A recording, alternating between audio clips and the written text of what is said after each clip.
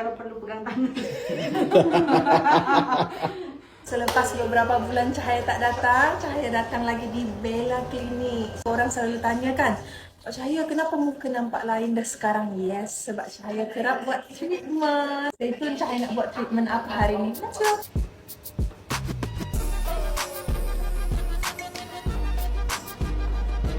Cantik tak nanti?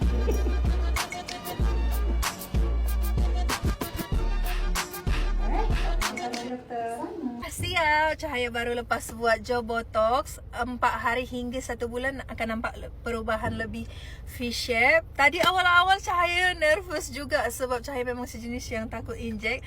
Tapi tadi memang tak sakit langsung 2/10 sebab doktor pun sangat friendly dan bagi instruction buatkan kita jadi lupa tau. And then tengok-tengok dah siap.